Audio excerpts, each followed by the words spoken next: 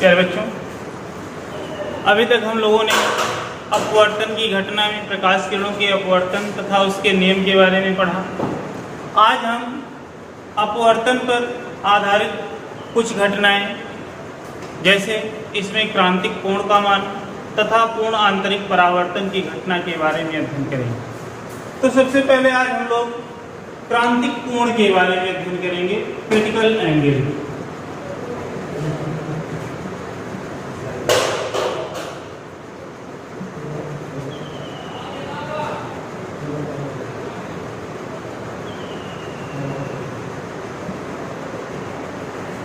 बच्चों, कल अपवर्तन की घटना हम लोगों ने पढ़ी थी कि अपवर्तन क्या है कि जब कोई प्रकाश किरण एक पारदर्शी माध्यम से दूसरे पारदर्शी माध्यम में प्रवेश करती है तो प्रकाश किरण अपने सीधे मार्ग से न जाकर के वह अपने मार्ग से विचलित हो जाती है। यही घटना आपको अपवर्तन की बताई गई थी।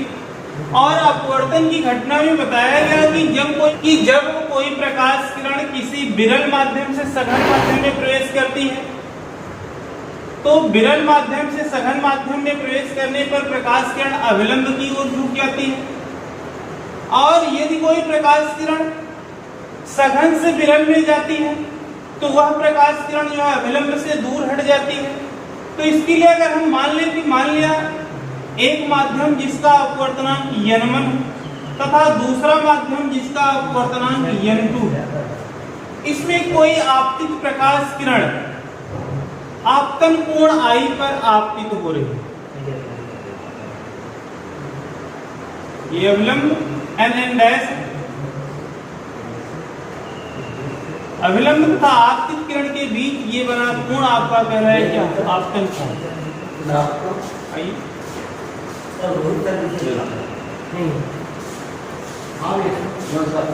तो ये मान लिया आपकी कोई प्रकाश किरण PQ जो अपवर्तक पृष्ठ S' पर आपतित हो रही है। यदि हम कहें कि n1 is less than n1 is greater than n2, यानी माध्यम 1 का अपवर्तनांक माध्यम 2 के अपवर्तनांक से अधिक है, तो माध्यम 1 आपका जो है ये सघन माध्यम है, माध्यम 2 आपका विरल माध्यम होगा।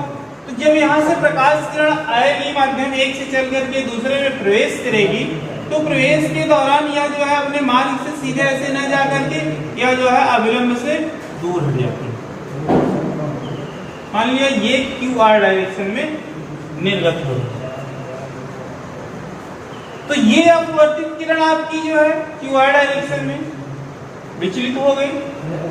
यदि यहां से हम आपतन कोण का मान बढ़ाते जाएं, यानी आपतन कोण I का मान बढ़ाएं, तो यहाँ पर अभिलंब और अपवर्तित किरण के बीच बनने वाला कोण जो आपका अपवर्तन कोण है R का मान भी क्या होगा? बढ़ेगा, क्योंकि आपने स्नेल के नियम में पढ़ा था कि sin I by sin R equal to क्या? Constant n। तो यहाँ से यदि हम आपतन कोण का मान धीरे धीरे बढ़ाते जाएं तो R का मान बढ़ता चला जाता है। धीरे धीरे ये भी जो है आपका इंक्रीज करता है R का मान। एक समय ऐसा आता है कि कोण I का मान बढ़ाते बढ़ाते हम उस मान तक पहुंच जाते हैं या इसके आपतन कोण के अधिकतम मान तक पहुंच जाते हैं, जिसके लिए जो है अपवर्तन कोण R का मान बढ़ करके जो है 90 डिग्री हो जाता है। अर्थात यह अपवर्तित प्रकाश किरण QR जो है यह S' के जो है समांतर हो जाती है। तो जिस आपतन कोण I के लिए अपवर्तन कोण R का मान 90 डिग्री हमें प्राप्त होता है वह एंगल आपका कहलाता है क्रिटिकल एंगल या क्रांतिक कोण। तो यहाँ से हम परिभाषा प्राप्त कर लेते हैं कि क्रांतिक कोण क्या है कि किसी भी सघन माध्यम में बना हुआ वह आपतन कोण जिसके लिए विरल माध्यम में अपवर्तन कोण का मान 90 अंश के बराबर होता है, उसे हम कहते हैं क्या? क्रांतिक कोण। और क्रांतिक कोण को C से लिखते हैं तो आई का मान जो होता है क्रांतिक कोण के लिए आई बराबर क्या होता है सी के, और आर का मान इसके लिए जो होता है वह 90 डिग्री के बराबर होता है। तो यदि यहाँ से अब हम स्नेल के नियम का उपयोग करें कि आई का मान जो है सी के इक्वल और आर का मान 90 डिग्री हो, तो आप लिख सकते हैं इसको कि sine i by sine r equal to क्या, माध्यम 1 के सापेक्ष माध्यम 2 का अपवर्तनांक। माध्यम 2 आपका विरल है, जबकि माध्यम 1 क्या है, सघन माध्यम है। तो इसको लिखते हैं क्या, माध्यम 2 के सापेक्ष माध्यम 1 का अपवर्तनांक 2n1। यहाँ पर आई का मान सी के बराबर, तो इसको लेते हैं क्या, साइन सी बटे साइन आर, आर बराबर क्या 90 डिग्री, हो जाएगा क्या sine 90 degree is equal to क्या 2n1। साइन 90 डिग्री की वैल्यू आप जानते हैं, sine 90 degree is equal to 1 के, ये हो जाएगा क्या sine c is equal to क्या 2n1। आपको कल एक रिलेशन बताया गया था उत्क्रमणीयता के सिद्धांत में कि 2n1 बराबर लिखा जा सकता है क्या 1/1n2। तो इसको लिख सकते हैं आप साइन सी बराबर 1/1n2 के, या इसको लिख सकते हो 1n2 बराबर 1/sin सी। ये जो है क्रांतिक कोण के लिए जो है अपवर्तनांक के साथ संबंध है कि n बराबर, या इसी को लिख सकते हो क्या 1n2 मानी माध्यम 1 के सापेक्ष 2 का अपवर्तनांक, या इसी को n बराबर लिख सकते हो। और यदि इसको हम 1n2 न दर्शा करके n से दर्शाएं कि n इज इक्वल टू लिख सकते हो क्या 1/sin सी, इस तरह से आप लिख सकते हो, या फिर 1n2 बराबर 1/sin सी, जहां साइन सी क्या है, सी जो है आपका क्रिटिकल एंगल क्रांतिक कोण है। तो इस तरह से हम जो है क्रांतिक कोण को डिफाइन करते हैं कि क्रांतिक कोण क्या है, कि किसी भी सघन माध्यम में बना हुआ वह आपतन कोण है जिसके लिए विरल माध्यम में अपवर्तन कोण का मान 90 अंश के बराबर है।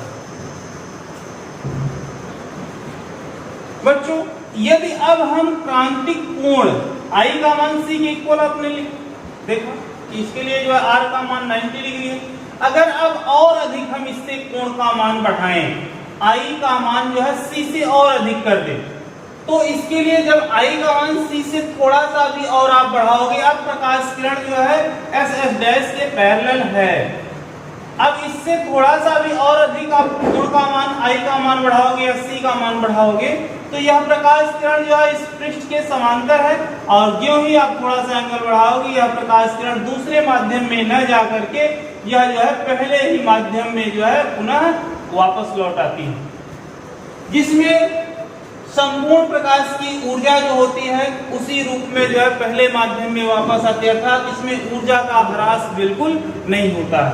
तो इस तरह से जो है यह घटना जो हमारी होती है यह कहलाती है क्या, पूर्ण आंतरिक परावर्तन की घटना। अर्थात जब हम क्रांतिक आपतन कोण का मान क्रांतिक कोण के मान से थोड़ा सा भी अधिक करते हैं, तो प्रकाश किरण दूसरे माध्यम में न जाकर के पहले ही माध्यम में पुनः वापस लौट आती है। यह घटना हमारा प्रकाश किरण का पूर्ण आंतरिक परावर्तन की घटना कहलाती है। तो ये घटना आपकी होती है पूर्ण आंतरिक परावर्तन की।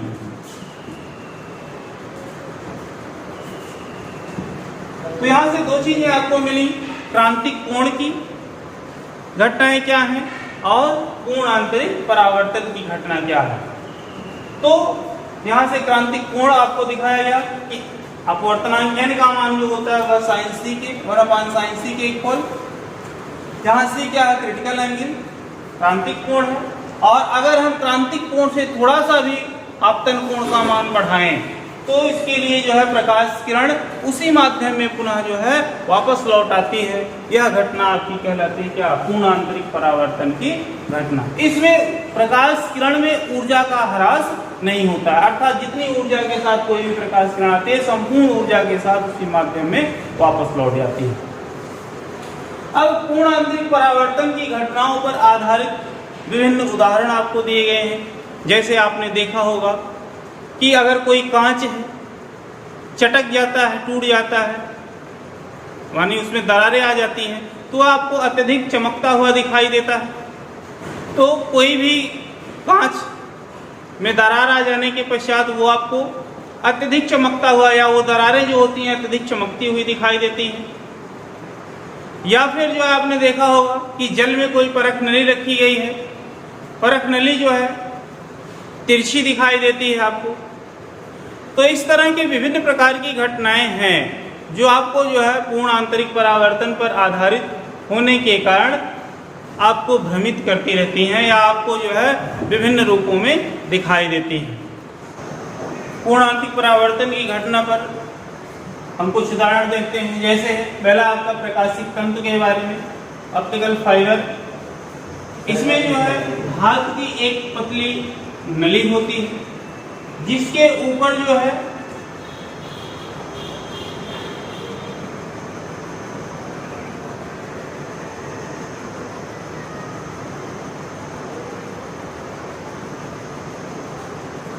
इसमें धातु की एक पतली नली होती है, जिस पर जो है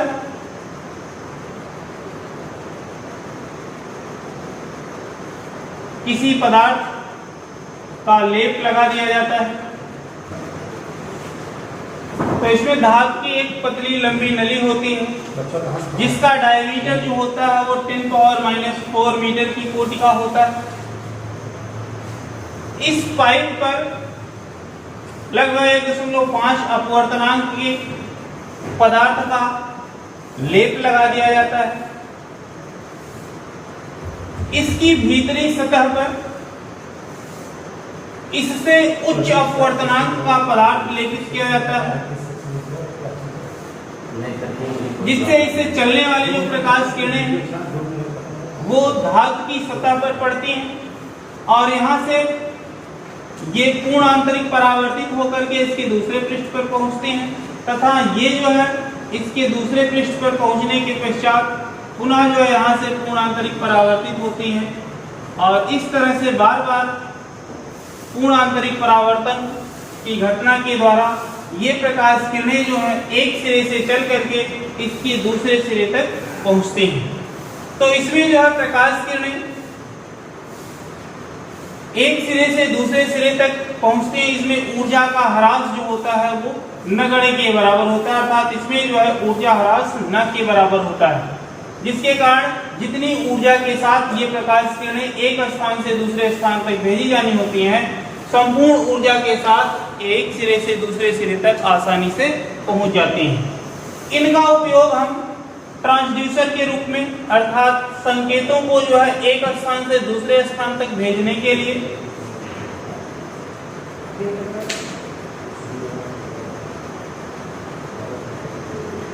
या फिर जो है सजावट के कार्यों में, सजावट के लिए इनका उपयोग किया जाता है। कई पाइपों को एक साथ जो है रख करके इनको जो है सजावट के कार्यों में जो है लाया जाता है।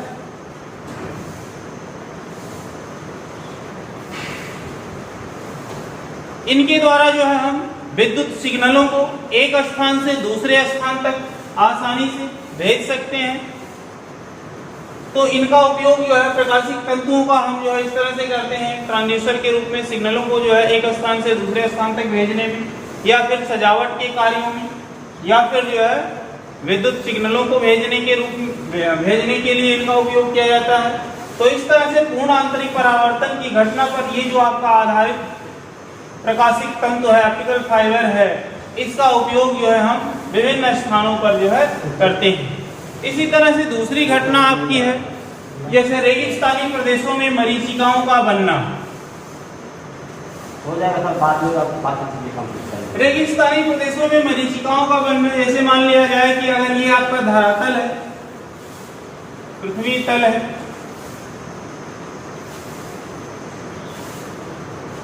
तो आप जानते हैं कि रेगिस्तानी प्रदेश जो हैं ये जो है हमारे रेतीले प्रदेश होते हैं, और रेत होने के कारण ये जो है ऊष्मा पाने के पश्चात बहुत ही जल्दी गर्म और बहुत ही जल्दी ठंडी भी हो जाती है। इसलिए जो गर्म प्रदेश आपका रेगिस्तानी प्रदेश है, यहाँ पर जब सूर्य उदय होता है, सूर्य उदय के समय धीरे धीरे जो है प्रकाश किरणें रेतों द्वारा अवशोषित की जाती है, जिससे इसके समीप, पृथ्वी तल के समीप की जो परत है यह ऊष्मा का अवशोषण करती है और अवशोषण करने के पश्चात यहाँ की जो वायु होती है वो विरल हो जाती है और जो इसके ऊपर की वायु है वो कुछ सघन होती है, जिसके कारण यहाँ पर दो माध्यम निर्मित हो जाते हैं, एक उच्च अपवर्तनांक का माध्यम और दूसरा जो है निम्न अपवर्तनांक का माध्यम। ऊपर जो है ये आपका सघन माध्यम बन जाता है, नीचे का माध्यम जो है वो आपका एक विरल माध्यम बन जाता है गर्म होने के कारण, जिसके कारण यहाँ से जो चलने वाली प्रकाश किरणें होती हैं वो जब इस माध्यम में प्रवेश करती हैं तो इनका जो है पूर्ण आंतरिक परावर्तन होने लगता है और धीरे धीरे ये प्रकाश किरणें जो है अपने मार्ग से सीधे न जाकर के विचलित होने लगती हैं और यहाँ से कोई भी जो प्रेक्षक होता है जब यहाँ से देखता है तो उसको ऐसा प्रतीत होता है कि जैसे ये प्रकाश किरणें जो है किसी तल से चल करके नीचे की तरफ से आ रही हैं और जिस बिंदु से ये चल करके हमको आती हुई दिखाई देती हैं वहीं पर जो है यहाँ प्रेक्षक को जो है, अगर यहाँ कोई प्रेक्षक खड़ा है तो यह देखता है कि प्रेक्षक जो है कि उसको जो यहाँ पर रखी हुई वस्तु है उसका उल्टा प्रतिबिंब जो है नीचे की तरफ बना हुआ दिखाई देता है, जिसको हम कहते हैं रेगिस्तानी प्रदेशों में मरीचिका का बनना। अर्थात ऐसा दिखाई देता है कि जैसे जो है किसी भी वृक्ष अथवा किसी भी वस्तु की परछाई जैसे जल में बन रही हो, ठीक उसी तरह से जो है आपको उल्टा प्रतिबिंब जो है दिखाई देता है। इस घटना को हम कहते हैं कि रेगिस्तान में मरीचिका का बनना।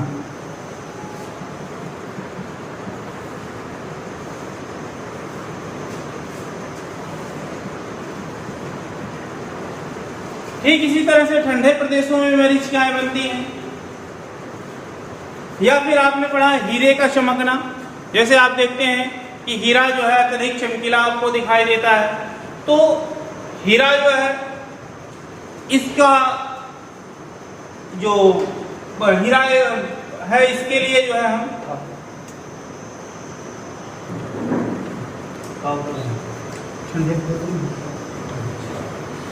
तो इस तरह से बच्चों ये रेगिस्तानी प्रदेशों में मरीचिकाओं का बनना है।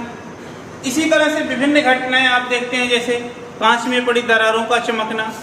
यहाँ पर जैसे आप देखते हैं कोई कांच है, अगर इसमें दरार आ जाती है, दरार आने के पश्चात इसका जो बीच का भाग होता है इसमें वायु हो जाती है और कांच बगल में कांच है, ये कांच जो है आपका सघन माध्यम, ये भी सघन माध्यम होता है, बीच में वायु आ जाने के कारण ये एक विरल माध्यम हो जाता है और ज्यों ही प्रकाश किरणें सघन से विरल माध्यम में प्रवेश करती हैं तो इनका पूर्ण आंतरिक परावर्तन हो जाता है और पूर्ण आंतरिक परावर्तन के कारण ये भाग जो आपका दरार पड़ा हुआ भाग है ये अत्यधिक आपको चमकता हुआ दिखाई देता है। या फिर आपने देखा होगा कि किसी भी जल में रखी परख नली का जो है चमकता या फिर तिरछा हुआ दिखाई देना, तिरछे दिखाई देती है, अर्थात जो चलने वाली प्रकाश किरणें हैं, जल एक आपका सघन माध्यम होता है और वायु क्या है, विरल माध्यम है।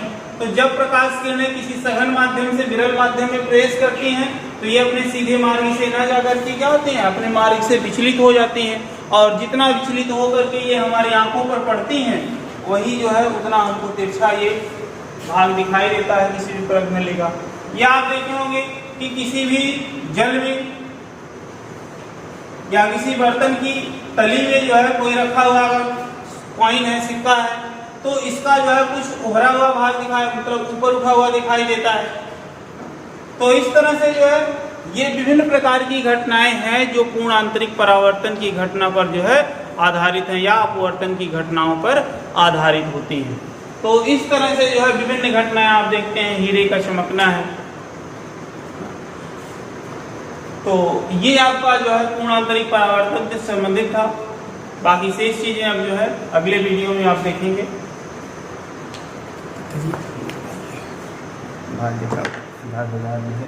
तो इस तरह से बच्चों ये रेगिस्तानी प्रदेशों में मरीचिकाओं का बनना है।